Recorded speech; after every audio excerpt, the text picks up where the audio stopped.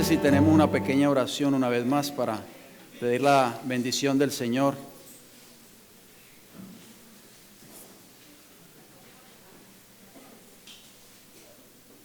Querido Padre Celestial, le damos las gracias por darnos el privilegio de abrir nuestros ojos ante un nuevo día. Sabemos que hoy, Señor, miles y miles de personas en hospitales, en accidentes de tránsito o tal vez en sus hogares no pudieron abrir sus ojos ante un nuevo día, sino que murieron. Pero en este día usted todavía tiene misericordia de nosotros. Gracias por el privilegio que nos da de ver un día más de vida. Gracias por el privilegio que nos da de poder venir temprano en este hermoso día que usted nos ha dado y venir y a escuchar su palabra. Señor, háblenos a través de ella, por favor. Que no sea el instrumento humano el que hable, sino que sea su palabra que sea exaltada en esta hora. Se lo pedimos y se lo agradecemos todo en el nombre de Jesús. Amén.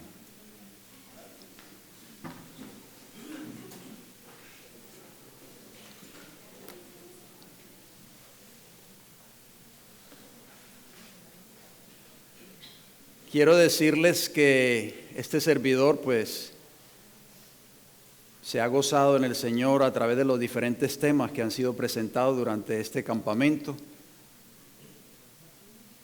Y yo decía en mi mente anoche, antes de irme a la cama, decía, Señor, prácticamente ya todo se ha dicho. ¿Qué más puede uno añadir, verdad, a estos mensajes tan importantes que el Señor nos ha permitido escuchar durante estos 3 días de campamento? Pero hoy quisiera que meditásemos un poco en la palabra del Señor, algunos textos bíblicos que vamos a leer. Yo sé que son muy conocidos para cada uno de nosotros, pero sería bueno nuevamente volver a estudiar y a repasar estos mensajes que el Señor tiene para nosotros, porque el objetivo de nosotros como cristianos, como hijos de Dios, es reflejar en nuestras vidas el carácter de Cristo, hermanos. Yo creo que eso es lo primordial, porque prácticamente es el testimonio que nosotros vamos a dar al mundo.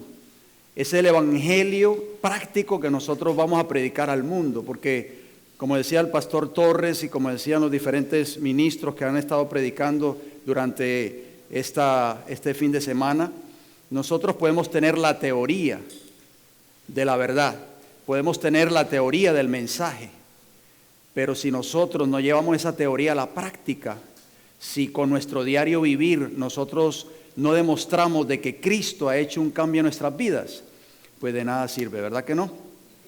Les invito, si son tan amables, de que abramos nuestras Biblias en el libro de Mateo y vamos a leer una historia muy conocida por nosotros. Mateo capítulo 17, y vamos a leer solamente los versículos 14, 15 y 16, porque el cuadro de esta historia lo vamos a leer o lo vamos a estudiar en el libro de Marcos. Pero vamos a usar estos textos de introducción. Mateo capítulo 17, y es la historia de un joven que Cristo tuvo contacto con ese joven y con su padre, un joven lunático, o sea, así se lo habla el libro de Mateo, y Marcos lo habla de otra manera, pero vamos a estudiar estos dos evangelios brevemente. Les invito de que leamos Mateo capítulo 17 y vamos a leer los versículos 14, 15 y 16 primeramente. Dice así: cuando llegaron, o sea, cuando llegaron ¿quiénes? Jesús, Pedro, Jacobo y Juan. ¿Dónde estaban estos 4 hombres antes de empezar a esta historia que nosotros estamos leyendo ahora mismo? Estaban en el monte de la transfiguración. Si nosotros vemos esta historia es prácticamente una continuación de el evento que tomó lugar en el monte de la transfiguración. Nosotros conocemos la historia, la hemos estudiado, la hemos leído. Dice que cuando llegaron al gentío, vino a él un hombre que se arrodilló delante de él, o sea, delante de Cristo, diciendo: Señor, ten misericordia de mi hijo, que es lunático y padece muchísimo, porque muchas veces cae en el fuego y muchas veces en el agua. Y lo he traído a tus discípulos, pero no le han podido sanar. Nosotros vamos a ir más adelante, vamos a ver la razón por qué los discípulos no pudieron sanar a este joven lunático. Ahí vemos un cuadro, mis queridos hermanos, para que nosotros vayamos haciendo en nuestras mentes. Vemos un cuadro, vemos dos grupos, y eso es prácticamente lo que está sucediendo dentro del pueblo de Dios. Vemos dos grupos: 9 de los discípulos, 8 de los discípulos, o 9, se quedaron, y 3 de ellos subieron con Jesús al monte de la transfiguración. Los 9 que se quedaron pensando el por qué Cristo prefirió llevarse a Jacobo, a Juan y a Pedro, y no los escogió a ellos. Y los 3 que aparentemente estaban más cerca de Jesús no entendían o no entendieron el mensaje de la transfiguración de Cristo. Y eso es lo que sucede a veces en nuestra iglesia, hermanos. En nuestra iglesia a veces hay dos grupos. Hay personas como los 9 discípulos que se quedaron y no subieron con Jesús al monte de la transfiguración, que constantemente están mirando, están quejándose, están reprochando constantemente las decisiones que se toman en la iglesia, o cuestionando al ministro, o cuestionando a algunos hermanos: ¿por qué el hermano fulano de tal fue escogido y no yo? Pero hay otro grupo que aparenta estar muy cerca de Jesús, pero no entienden el mensaje, así como los discípulos que subieron al monte de la transfiguración. Pero vamos al libro de Marcos, acompañen, porque ahí vamos a leer la historia un poquito con un contexto más amplio. Marcos, el capítulo 9, les invito por favor, Marcos capítulo 9, y vamos a leer comenzando en el versículo 14. Marcos 9, versículo 14, dice: cuando llegó a donde estaban los discípulos, o sea, Cristo cuando bajó del monte de la transfiguración, vio una gran multitud alrededor de ellos. Y fíjense el cuadro, hermanos. Y escribas que disputaban con ellos. Los discípulos que se quedaron, o sea, los 9 discípulos que se quedaron, porque Pedro, Juan y Jacobo habían subido al monte de la transfiguración con Jesús, estaban enfrascados, hermanos, en un debate tremendo en torno a lo que estaba sucediendo con este padre que había venido en procura de ayuda porque su hijo era lunático, como lo leímos en Mateo capítulo 17. Los escribas constantemente estaban muy pendientes de los pasos que Cristo daba siempre. Entonces siempre estaban ellos buscando la oportunidad de que Cristo fallara en algo para poder acusarlo, y también sus discípulos. Versículo 15 nos dice: y enseguida toda la gente viéndole se asombró y corriendo a él le saludaron. Cuando las personas vieron a Jesús se asombraron, hermanos, porque el semblante de Cristo Jesús era muy diferente, ¿sí o no? ¿Cómo era el semblante de Jesús cuando bajó del monte de la transfiguración? Estaba investido, ¿qué cosa? De la gloria de Dios. Mis hermanos, yo a veces me pregunto, cuando la gente nos mira a nosotros, ¿qué concepto las personas toman de nosotros?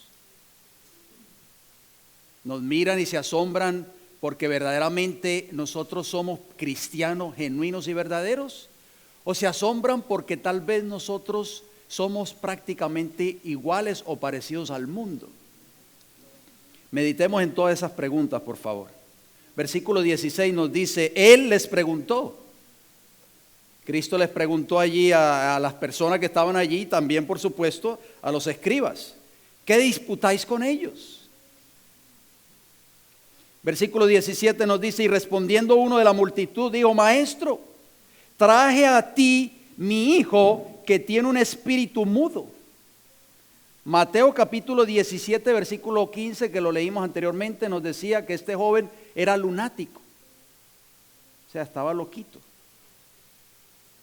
Pero Marcos nos dice que este joven tenía un espíritu mudo.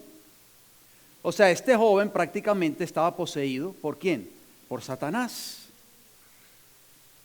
Y entonces dice el versículo 18, el cual, donde quiera que le toma, le sacude y echa espumarajos, y cruje los dientes, y se va secando. Y dije a tus discípulos que lo echasen fuera, ¿y qué? Y no pudieron. Noten el cuadro, hermanos. Yo no sé si ustedes alguna vez han visto un cuadro semejante al que dice aquí el versículo 18. Un joven que el demonio tenía posesión de él, lo sacudía, echaba espumarajos por la boca, crujía los dientes y se iba secando. Y este padre, en su desesperación, acudió a Jesús. Pero al no ver a Jesús, porque Jesús estaba en el monte de la transfiguración, cuando él llegó, pidió ayuda a sus discípulos, hermanos. Sus discípulos, el Señor ya los había comisionado a ellos.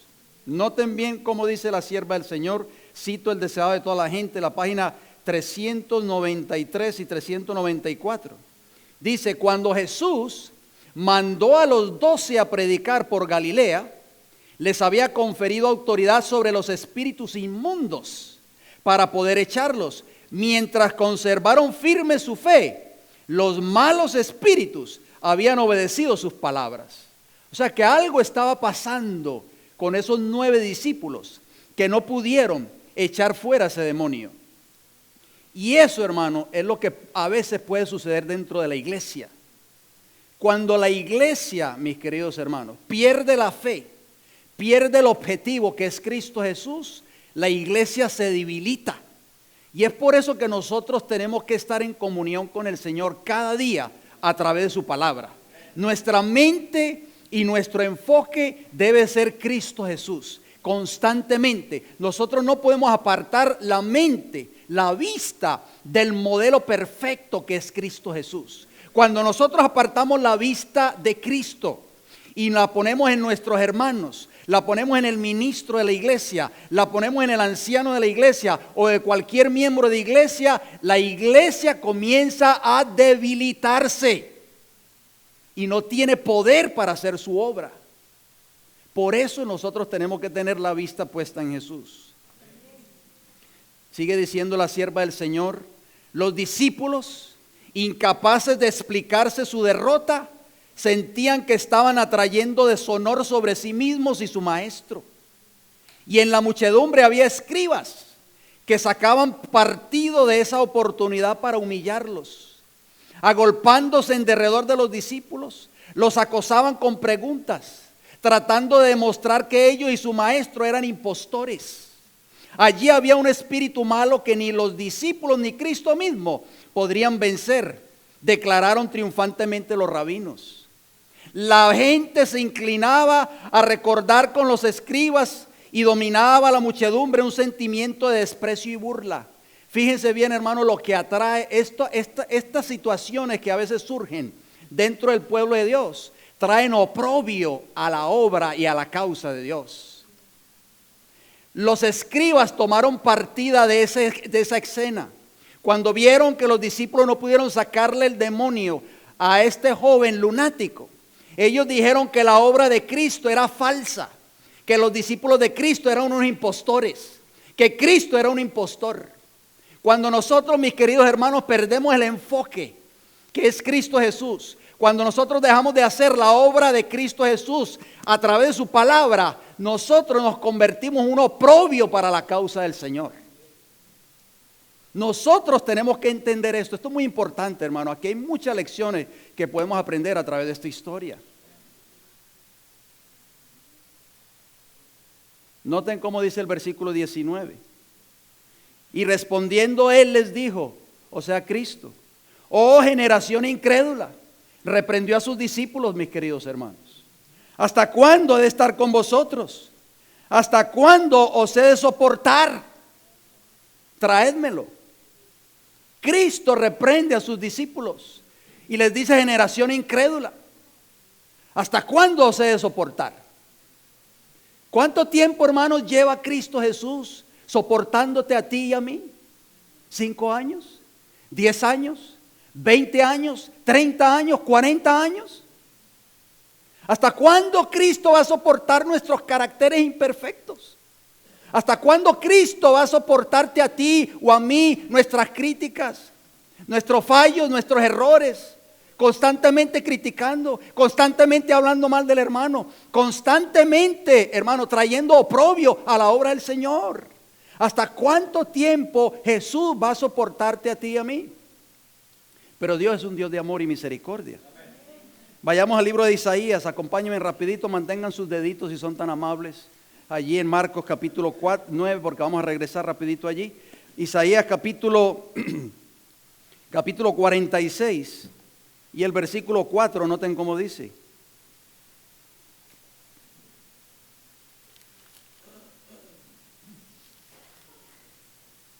Isaías 46, versículo 4 dice el Señor: y hasta la vejez, yo mismo, y hasta las canas os soportaré. Yo hice, yo llevaré, yo soportaré y guardaré. Dios es un Dios de amor y misericordia, mis queridos hermanos. Dios nos ha soportado por muchos años. Ha tenido misericordia de nosotros. Ha tenido misericordia de nuestros defectos de carácter. ¿Hasta cuánto más tiempo el Señor nos va a soportar? La misericordia del Señor es grande. Y es por eso que, como dice el sabio, hermanos, son nuevas cada mañana. Leamos otro texto más si son tan amables. Vamos al libro de Romanos, el capítulo 15, Nuevo Testamento. Romanos, el capítulo 15. Y el versículo 1. Dice el Señor en su palabra: así que los que somos fuertes debemos, ¿qué, hermanos? ¿Qué dice ahí? Soportar las flaquezas de los débiles y no agradarnos a nosotros mismos. A veces queremos que Dios soporte nuestras debilidades, queremos que Dios soporte nuestros defectos de carácter, pero no estamos dispuestos a soportar a nuestros hermanos, a los más débiles en la fe. Mis hermanos, si Dios soporta nuestras debilidades, si soporta nuestras fallas, si soporta nuestros defectos de carácter cada día, ¿por qué nosotros no estamos dispuestos a soportar a aquellos hermanos que también tienen fallos y defectos como nosotros? Necesitamos también aprender esa lección. Muy importante eso. Versículo 20, regresemos a Marcos, por favor, capítulo 9. Marcos capítulo 9, versículo 20. Noten cómo dice. Noten el cuadro que sucede, hermanos. Miren, vamos a ver el cuadro, lo que sucedió. Y se lo trajeron, o sea, este joven lunático.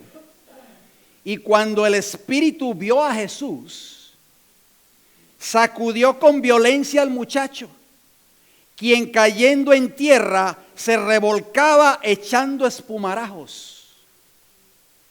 Mis queridos hermanos, ¿por qué ocurre esto?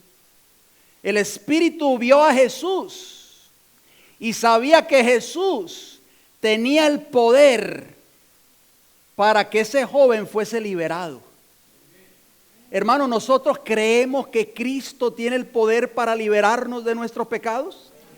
¿Creemos de todo corazón que Cristo tiene el poder para transformar nuestros caracteres y nuestras vidas? Satanás lo sabe, hermanos. Satanás sabe que hay un Salvador que tiene el poder para liberarnos de nuestros pecados, que tiene el poder para liberarte a ti y a mí, para transformar nuestras vidas.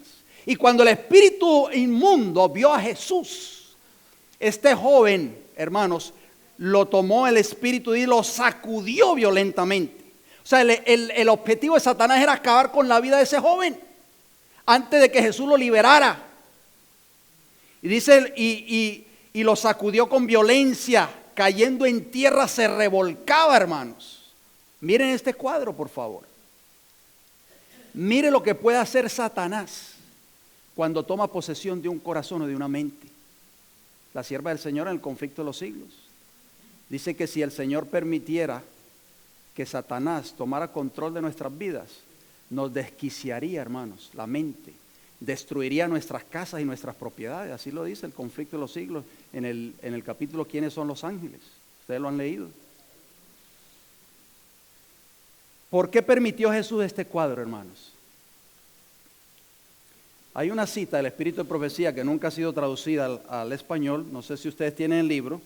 Hay un libro en inglés, eran unos libros pequeñitos que se publicaban en los tiempos de la hermana White, una serie que ella sacó titulada Redemption, o sea, redención, milagros de Cristo. No sé si alguno de ustedes tiene ese libro, pero noten lo que la sierva del Señor dice, que no lo menciona el deseado de todas las gentes, en cuanto a este cuadro que acabamos de leer en el versículo 20. ¿Por qué Cristo, hermano, permitió que el espíritu de Satanás tomara a este joven, lo sacudiera violentamente, lo arrojara al piso y permitiera que este muchacho se revolcase echando espumarajos?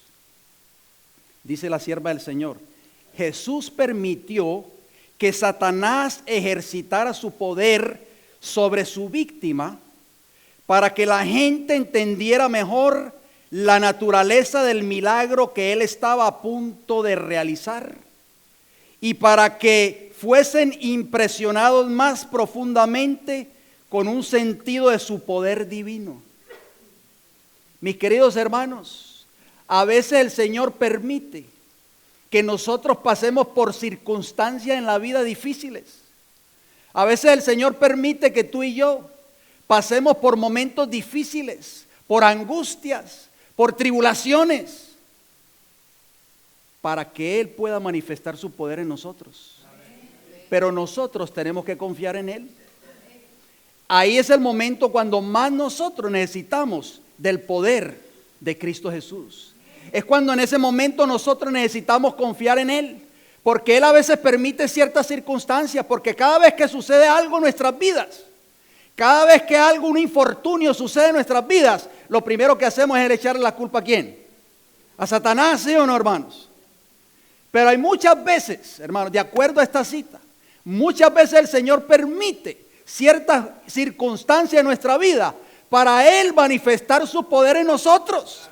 Su poder salvador, porque solo Cristo Jesús tiene el poder, hermanos, para salvarnos de nuestros pecados. Esta cita está, como le dije, Redención, Milagros de Jesús, el libro número 3, la página 123. Así se llama, Redención, Milagros de Jesús. Está en inglés, nunca ha sido traducido ese libro, hermana, porque nunca fueron traducidos. Ya esos libros están fuera de circulación hace muchos años. Versículo 21 nos dice lo siguiente, Marcos capítulo 9. Jesús preguntó al Padre, ¿cuánto tiempo hace que le sucede esto? Y él dijo, desde niño. Y muchas veces, versículo 22, le echan el fuego y en el agua para matarle. Pero si puedes hacer algo, ten misericordia de nosotros y ¿qué? Y ayúdanos.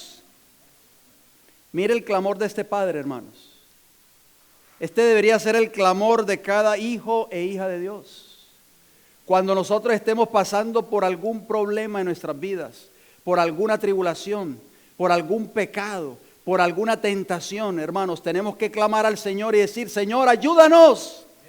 Porque solo Cristo Jesús, a través del poder de su palabra, nos puede ayudar en circunstancias como esta.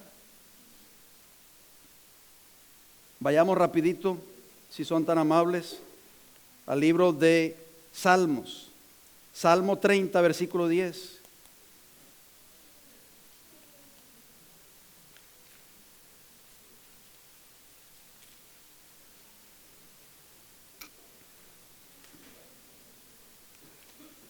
Salmo 30, versículo 10.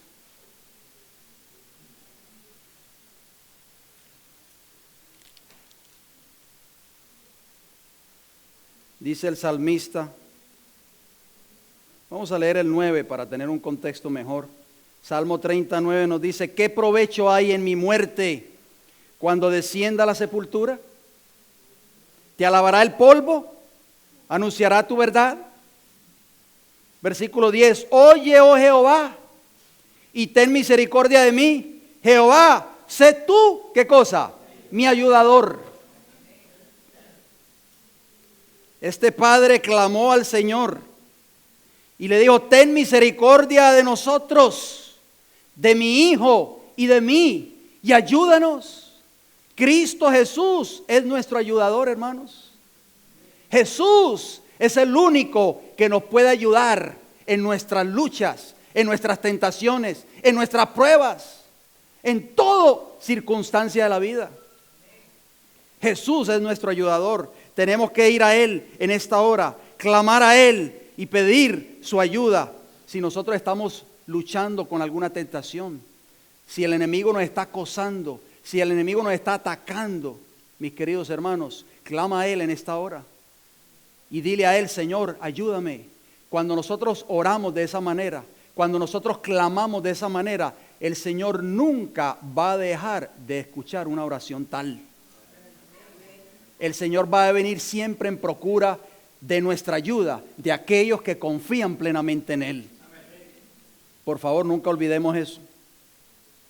Versículo 23, Marcos 9. Dice, Jesús le dijo: si puedes creer, al que cree, todo le es posible. Mis queridos hermanos, nosotros podemos creer la teoría de la verdad, ¿sí o no?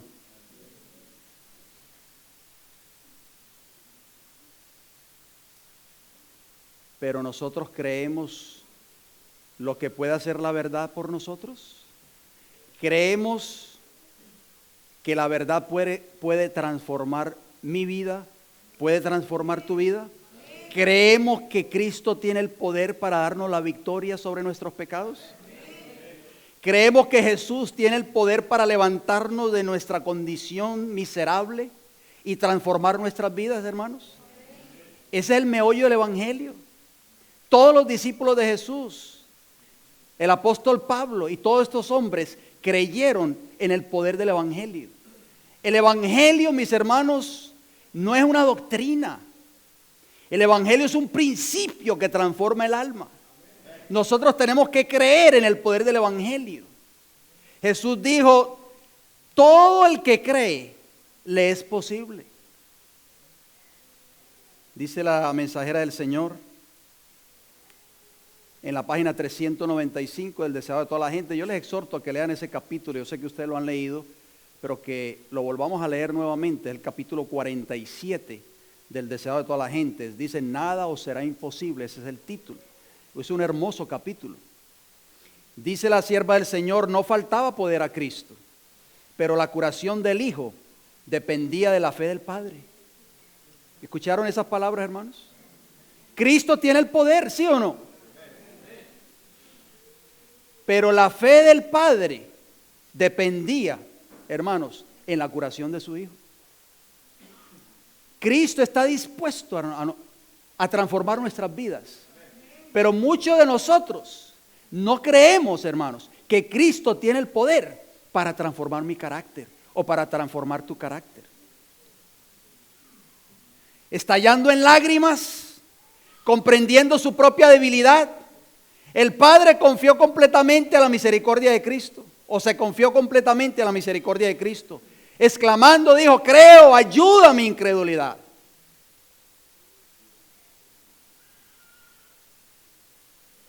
Lo dice el versículo 24.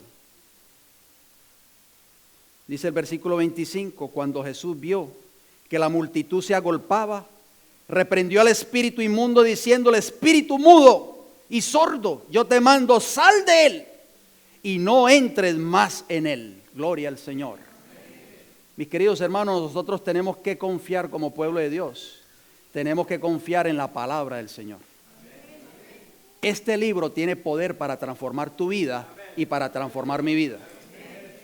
Cristo tiene poder, hermanos.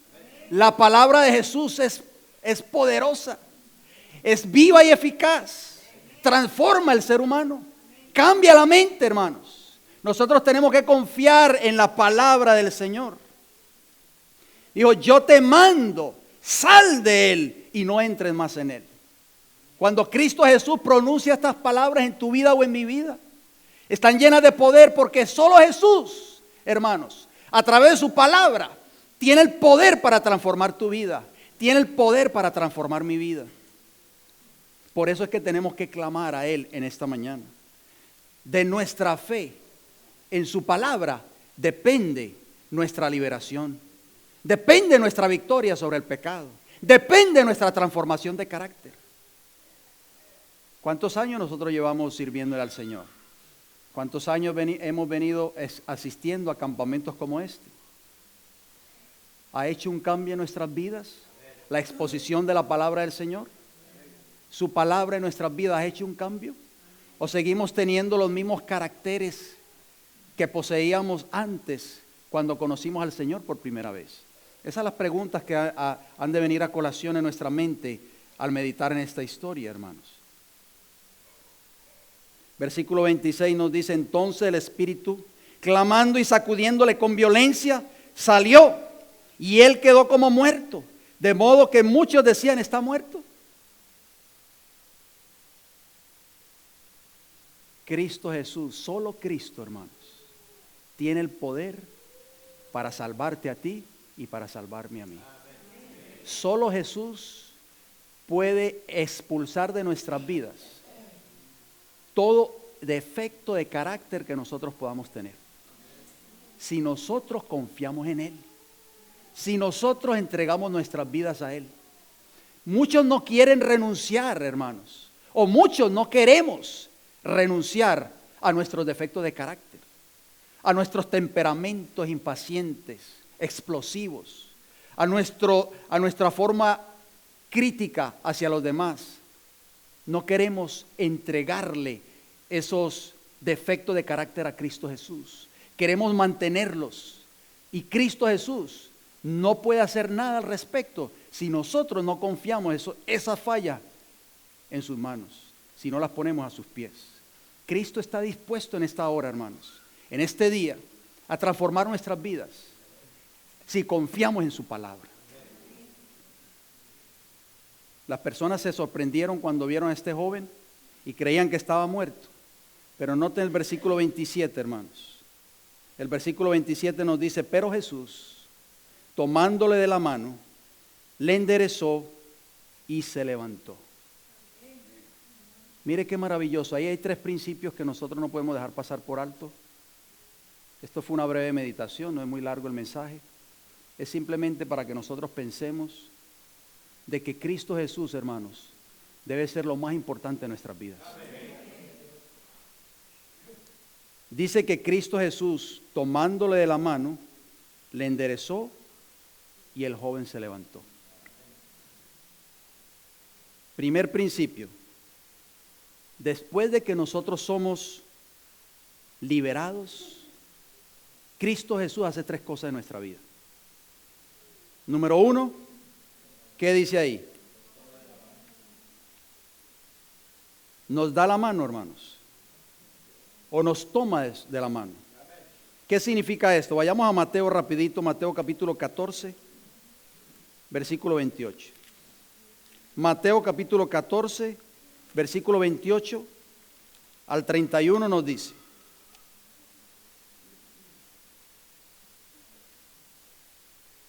Nosotros conocemos esta historia cuando Jesús venía caminando sobre el mar. Los discípulos lo vieron, se turbaron cuando vieron a Jesús caminando sobre el mar y creían que era un fantasma, ¿sí o no? Y dieron voces gritando, voces de miedo. Pero Cristo enseguida, dice el versículo 27 de Mateo 14, les habló y les dijo, tened ánimo, yo soy, no temáis. Qué lindo es eso, hermanos. Qué lindo es que Cristo Jesús, cuando nosotros estamos angustiados, cuando nosotros estamos desesperados, Cristo nos dice en esta mañana, ten ánimo, hijo, yo soy, no temáis. Ese yo soy, hermanos, es el gran yo soy que le habló a Moisés desde la zarza ardiente. O sea, yo soy el Dios todopoderoso y eterno. Yo soy el creador de los cielos y de la tierra. Yo soy el verdadero Dios, Jehová de los ejércitos. Para mí no hay nada imposible, hijo mío. No temas, tranquilo, yo soy. Yo soy está en control de tu vida. Yo soy sabe el problema por el cual tú estás pasando. Yo soy sabe la enfermedad por la cual tú estás pasando. Yo soy sabe tu debilidad, yo la conozco. Ten ánimo, confía en mí. Si tú confías en mí, yo te voy a dar el poder para vencer. Yo soy el gran yo soy. Versículo 28 dice, entonces le respondió Pedro y dijo, Señor, si eres tú, manda que yo vaya a ti sobre las aguas. Y él dijo, ven. Y descendiendo Pedro de la barca andaba sobre las aguas para ir a Jesús. Pero al ver el fuerte viento tuvo miedo y comenzando a hundirse dio voces diciendo, Señor, sálvame. Al momento Jesús extendiendo la mano, asió de él y le dijo, hombre de poca fe, ¿por qué dudaste? Mis hermanos, ¿qué significa esa mano que Cristo nos extiende? Esa mano que se asió de ese joven que había sido arrojado al piso por el demonio. Cristo lo había liberado. Esa mano es ¿qué? Símbolo de qué, hermanos? Del poder de Jesús. Hermanos, ¿no hemos leído en la historia bíblica que el Señor sacó a las huestes de Israel con brazo y mano extendida? El Señor tiene el poder, hermanos. Solo lo único que nosotros tenemos que hacer es confiar en Él. ¿Y qué más hizo el Señor con ese joven? Dice que lo enderezó. Salmo 40, versículo 2, ¿qué nos dice? Salmo 42. O leamos el versículo 1 para tener un mejor contexto. Salmo 41 nos dice, pacientemente esperé a Jehová y se inclinó a mí y oyó mi clamor. Nosotros tenemos que confiar en la palabra del Señor, hermanos. Y me hizo sacar del pozo de la desesperación, del lodo cenagoso, puso mis pies sobre peña y enderezó mis pasos. Cristo Jesús, hermanos, puede hacer eso en tu vida hoy. Aunque estemos poseídos tal vez por el enemigo, aunque el enemigo nos tenga atados, hermanos, nos puede tener atados en muchas cosas, en algún pecado, hermano, secreto. Yo no conozco tus vidas, no conozco tus corazones, solo el Señor los conoce. Y quizás podemos estar acariciando un pecado secreto que ni tu esposa ni tus hijos lo saben, ni tal vez el pastor de la iglesia lo sabe. Pero el Señor puede darte la victoria hoy. Si tú vienes a Jesús y clamas a Él y le dices, Señor, ten misericordia de mí. Jesús tiene el poder, ¿para qué? Para extender su brazo, hacerse de tu mano, de tu brazo y levantarte y ponerte en pie, enderezarte, hermanos. El Señor quiere enderezar tus pasos, quiere enderezar mi vida. Si tu vida o mi vida están torcidas, si nosotros no estamos caminando de acuerdo a la voluntad del Señor, si somos simplemente miembros de iglesia que asistimos a la iglesia cada semana, pero no estamos viviendo vidas torcidas, el Señor quiere enderezar nuestros pasos. Él está esperando por ti en esta mañana. Él quiere enderezar tu vida. Y finalmente dice que le levantó. El Señor hace 3 cosas por nosotros, hermano. Y quiere hacer esas 3 cosas hoy en tu vida, hoy en mi vida. Quiere asirnos con su brazo poderoso. Quiere enderezarnos, hermanos. Quiere enderezar nuestras sendas torcidas. Y quiere levantarnos de nuestra condición. Primera de Corintios, acompáñenme por favor, capítulo 6 y el versículo 14. Dice el Señor en su palabra. Primera de Corintios, capítulo 6, versículo 14.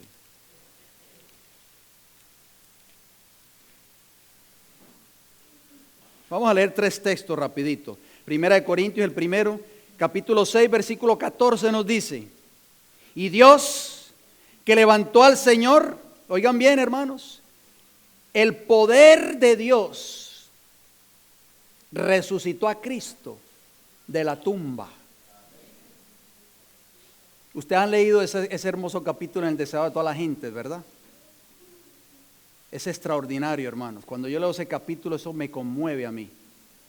Cuando el ángel Gabriel baja del cielo, hermanos, remueve la piedra de la tumba de Jesús, y las palabras de Gabriel son: Hijo del hombre, tu Padre te llama. Gloria al Señor, hermanos.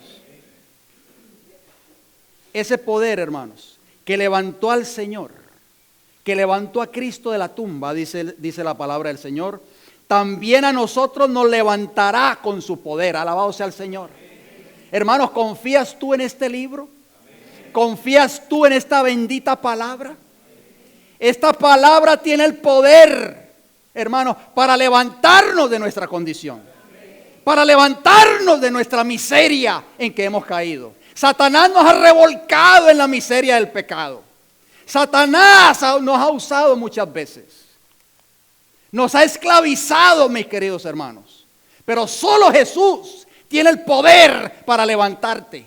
Ese poder que resucitó a Jesús de la tumba es el mismo poder que el Señor va a usar para resucitarnos a nosotros de nuestros pecados. Ese es el poder que transforma, hermanos. Es el evangelio. Cuando el mundo allá afuera vea lo que el evangelio ha hecho en mi vida o en tu vida, van a verdaderamente a creer de que Cristo es un Salvador vivo, de que Cristo es un verdadero Salvador y no un impostor, como decían los escribas y los fariseos. Leamos rapidito en el libro de los Salmos, Salmo 145 y el versículo 14. Salmo 145, 14, noten cómo nos dice.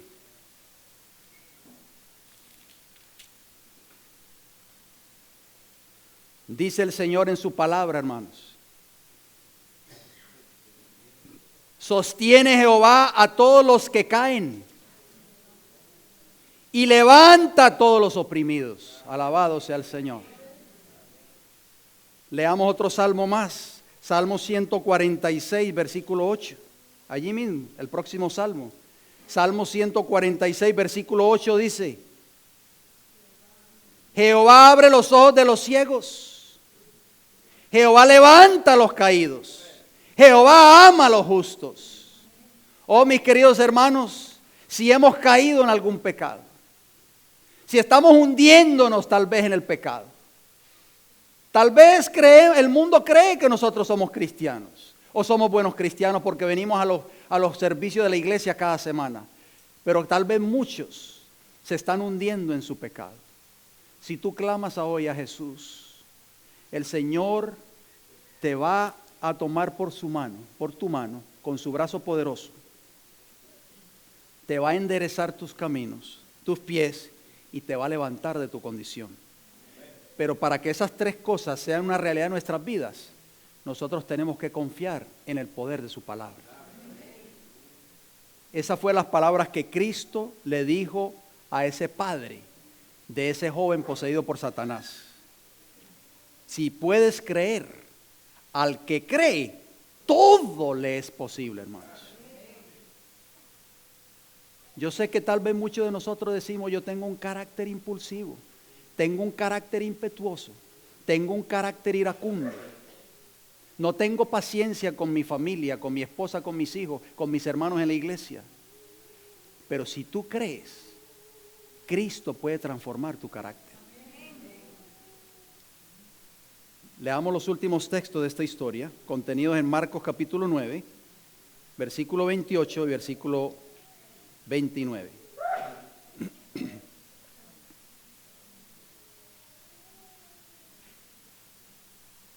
Cuando él entró en casa, o sea Jesús, después de que había sido liberado este joven de la cautividad de Satanás, sus discípulos le preguntaron aparte: ¿por qué nosotros no pudimos echarle fuera, Señor?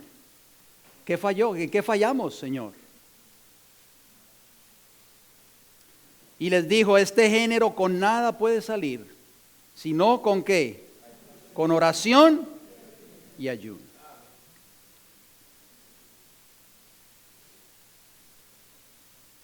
Mire lo que dice la sierva del Señor y con esto estamos terminando.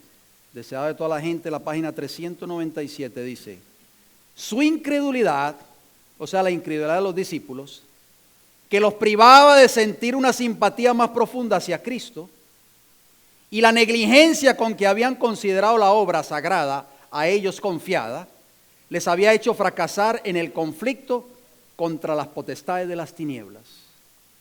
Oh, mis hermanos, esto es una lección para nosotros. Nosotros sentimos simpatía por Cristo Jesús. ¿Creemos de que Cristo es el Salvador del mundo?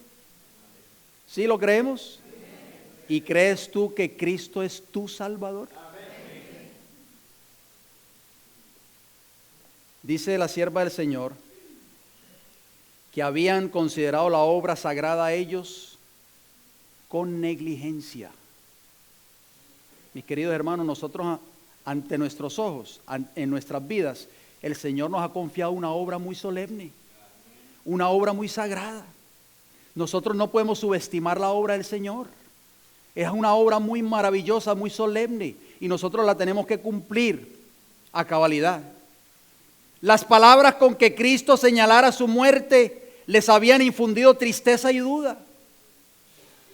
Y la elección de los 3 discípulos para que acompañasen a Jesús a la montaña había excitado los celos de los otros 9. Esto era lo que estaba pasando en la iglesia, hermanos, fundada por Cristo en ese momento.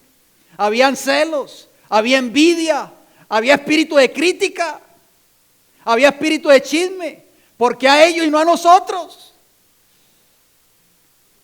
Eso era el ambiente, hermanos. Y con ese espíritu ellos querían sacarle ese demonio a ese joven. Por eso es que no pudieron prevalecer, hermanos. La iglesia nunca va a tener éxito, hermanos, en el mundo mientras tenga y posea ese espíritu. ¿Cómo nosotros pretender llevar al mundo un mensaje de salvación cuando ese mensaje no nos ha salvado a nosotros? Jamás, hermanos, podremos tener un éxito de esa manera. Por eso es que los discípulos fracasaron. Sigue diciendo esta declaración: en este estado de tinieblas habían emprendido el conflicto con Satanás. Obviamente que iban a fracasar. A fin de tener éxito en un conflicto tal, debían encarar la obra con un espíritu diferente. Si nosotros queremos tener éxito, hermanos, en nuestra vida espiritual y en la obra que nosotros hacemos como iglesia, tenemos que encararla con un espíritu diferente.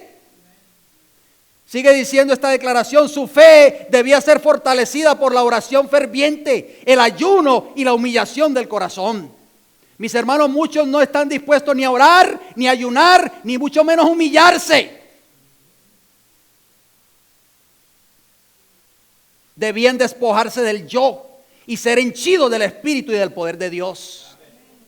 La súplica ferviente y perseverante dirigida a Dios con una fe que induce a confiar completamente en Él y a consagrarse sin reservas a su obra es la única que puede prevalecer para traer a los hombres la ayuda del Espíritu Santo en la batalla contra los principados y potestades, los gobernadores de las tinieblas de este mundo y las huestes espirituales de iniquidad en las regiones celestiales.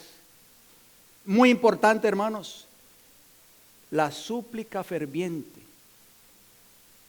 y perseverante dirigida a Dios, repito, con una fe que induce a confiar completamente en Él y a consagrarnos sin reserva a su obra, es la única que puede prevalecer contra los hombres y traer a los hombres la ayuda del Espíritu Santo. Queremos que nuestra iglesia tenga éxito. Tenemos que confiar completamente en el poder de Jesús. Si nosotros descuidamos estos principios tan importantes, mis hermanos, la iglesia va a fracasar.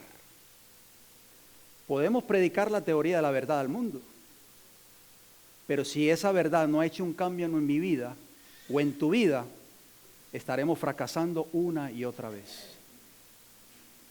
Nosotros, hermanos, tenemos que salir como un pueblo diferente al mundo. El mundo quiere ver en nosotros lo que el Evangelio ha hecho en nuestras vidas, lo que Cristo ha hecho en mi vida y en tu vida. Eso es lo que el mundo está esperando, hermanos. está esperando ver ese cambio en tu vida y en mi vida. Se ha hablado mucho de esto, hermanos, durante este campamento. Y si nosotros no creemos en que Cristo, a través de su palabra, puede transformar tu vida o mi vida, fracasaremos una y otra vez. Cristo tiene el poder para cambiarte hoy. Tiene el poder para cambiarme hoy. ¿Estarás dispuesto o estamos dispuestos a nosotros a creer en su palabra? Los discípulos fracasaron, hermanos, porque había un espíritu de discordia en sus corazones constantemente. Mientras haya ese espíritu en la iglesia, hermanos, mientras ese espíritu prevalezca, la iglesia no va a tener nunca éxito en la obra que el Señor quiere hacer en nosotros. Quiera el Señor, hermanos, que en esta mañana nosotros podamos venir a Jesús, así como ese padre desesperado clamó a Jesús y le dijo: Señor, ten misericordia de nosotros. Así nosotros podamos venir a Cristo en esta hora y decirle: Señor, ten misericordia de nosotros. Ayúdanos, porque solo tú, Jesús, puedes ayudarme. Solo tú, Cristo Jesús, puedes transformar mi vida. ¿Qué les parece si terminamos con una oración, mis queridos hermanos?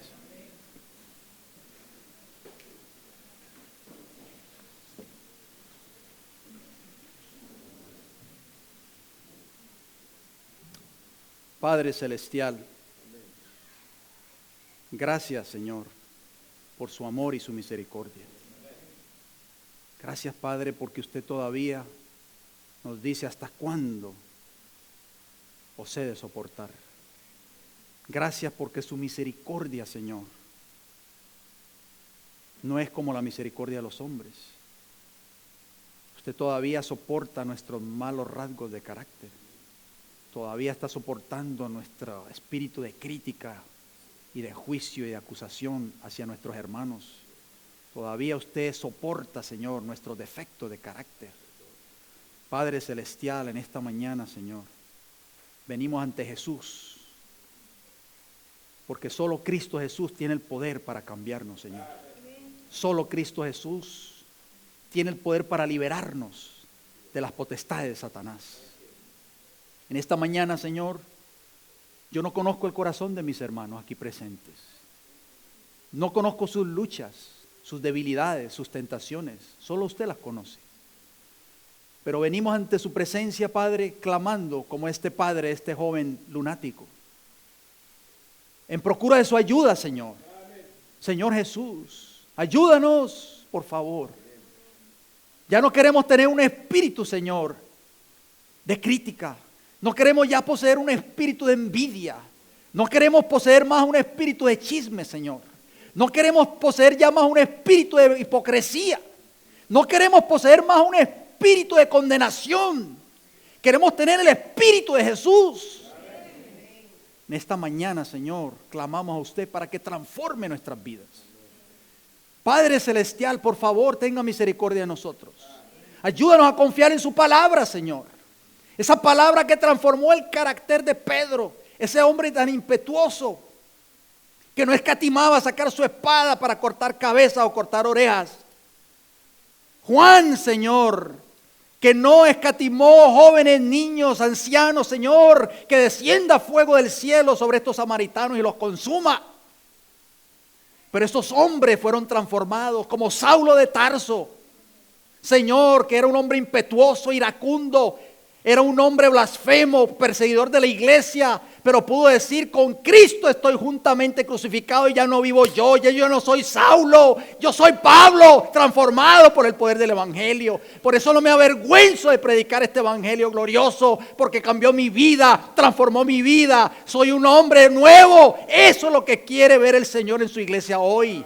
Señor, transfórmenos, por favor, que podamos creer en su palabra, que podamos confiar en ella. Señor, traemos nuestros defectos de carácter ante los pies de la cruz del Calvario.